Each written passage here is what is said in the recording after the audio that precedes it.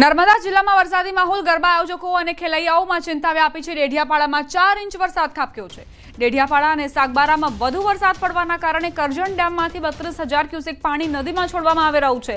પાણી છોડવાના કારણે કરજણ નદી બે કાંઠે વહી રહી છે।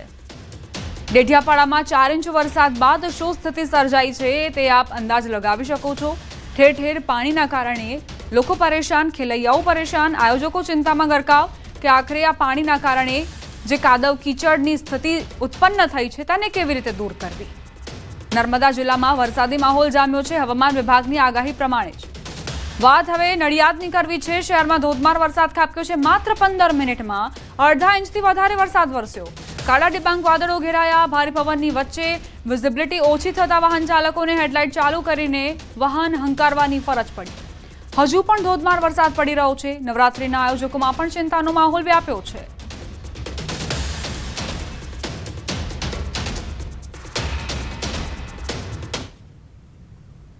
આ તરફ પાટણ જિલ્લાના વાતાવરણમાં પલટો આવ્યો। સિદ્ધપુર અને હારીજ તાલુકામાં પવન સાથે વરસાદ ખાબક્યો।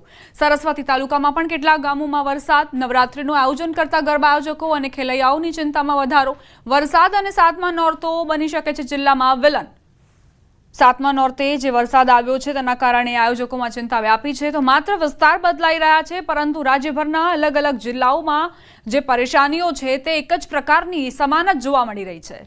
વરસાદના કારણે ખેલૈયાઓ ખૂબ જ ચિંતાગ્રસ્ત થયા છે।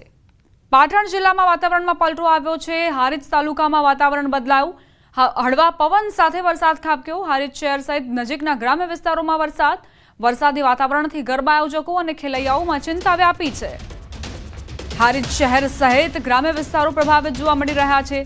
શેરી ગરબાઓનું જ્યાં આયોજન થતું હતું ત્યાં પણ લોકો ચિંતિત। સોસાયટીઓની અંદર પણ લોકો ચિંતામાં છે, કારણ કે પાર્ટી પ્લોટ્સમાં તો વ્યવસ્થા થઈ પણ શકે, પરંતુ જે સોસાયટીઝ છે ત્યાં કેવી રીતે વ્યવસ્થા કરવી।